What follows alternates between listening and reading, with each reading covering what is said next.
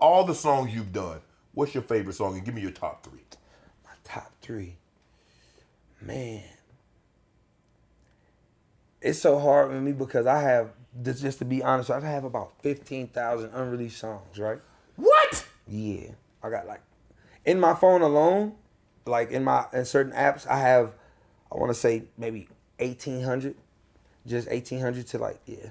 So obviously we're in your studio. Yeah. So you'll come down here like, it's like, and just crank out songs. Yeah. Yeah. It was a point where I used to stay in the studio. Like when I was doing a lot of my earlier albums, I had to learn. But around, I want to say around the Fame album and certain stuff like that, I was kind of like in my zone. I knew what I wanted. Okay, you was in your bag. Yeah. So even for me now, I put the studio in my house because like I can draw inspiration faster. Like if I think of something, if I think of an idea, like, oh, I got an idea for this song, I don't have to like wait or set up the studio and be like, okay, I gotta go to the studio now. So if you're in your bed at night and you think of something, you just come down here and just...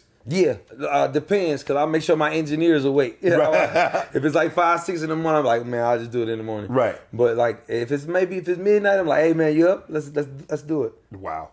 So 18,000 unreleased songs. What? I mean, how do you get to 18? How do you get to like 100? Okay, somebody said, well, I got like 20, I got 50 unreleased songs. Yeah. But you saying like in some of your apps you have 1,800. Yeah. So you just like go days, months, years where you just record. Yeah, I literally recorded like 4 songs yesterday. But I do it in spurts. So sometimes, some days I'll just relax. I might do 1 song. But some days it's just like because I feel like it's like sharpening your sword, man. Like being better at your craft, like shooting, getting your jump shots up. Right. Like I feel like I don't want to be complacent Yes. and thinking I got it all figured out. Right. I never want to think that, I'm Chris Brown, so whatever I put out is going to be great. I want to make sure it is, Are there any songs that you wrote for an artist that if people actually knew you wrote it, they would be surprised? I think back in the day they did. I wrote a couple pop records. I wrote a couple Jonas Brothers songs. I wrote a couple I wrote a couple of Rihanna songs. Did I do a couple of country records?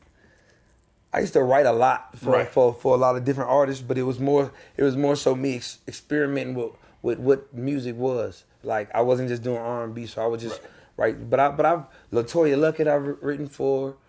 It's been a lot of people I've written for, but I feel like a lot of people didn't know I really write, because as an artist, you get a lot of artists music artists that don't write for themselves. Yeah, but I can't shun them, because I work with a lot of producers, a lot of writers, and we do different things. But I've also had time to sit down and just really have my own songs that people love, and I'm like, I'm glad they love that. I wrote that song, So yeah.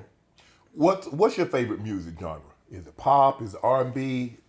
Dance? Euro? Rap? I'm eclectic.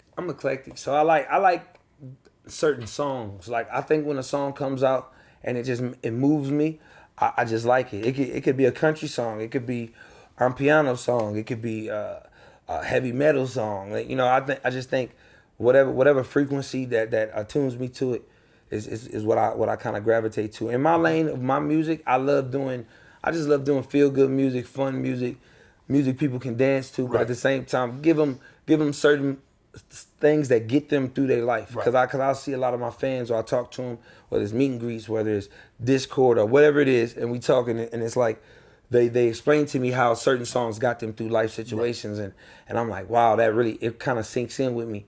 It makes me kind of like, dang, I'm really doing the music for an actual purpose. So when I do certain songs, speak from my experience, but also try to speak to uplift somebody, make them have fun, or make them be like, hey, man, this makes me feel good inside. Are there any features that you turned down, you was like, damn, I should have hopped on that one?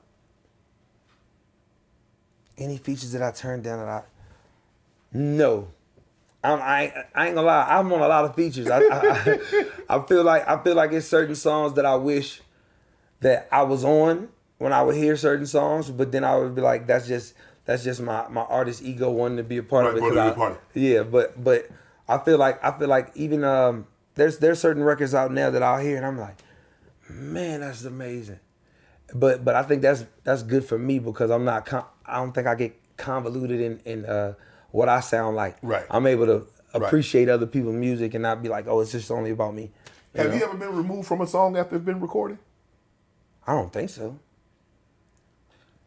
Have I been removed? Have you removed somebody from a song after it's been recorded? Yes.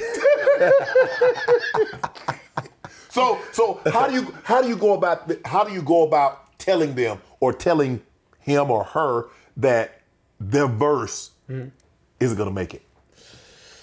Man, do you tell them or you have somebody else call and tell them? I think it'd be better coming from you though. yeah, I would tell him. I've done songs, like even with my, I ain't gonna say their names. Certain artists that are like really friends with me, and we've done songs, but I may have had like 2 songs already with them. Mm-hmm. I'm like, look, I'm gonna take you off this one because we already got this other song. Right. You know, so I've done that, but then it's That's what you tell them. No, that's been the reason. Okay. But the other ones that got taken off just to get taken off, it just didn't fit. It didn't fit the record. Okay. And I felt like the timing with it, I'll explain it to him, and I'll be like, look, it just doesn't fit the timing for what we doing and how we want to shoot the record. Right. But I haven't let down too many people though. I haven't tried to let down too many people.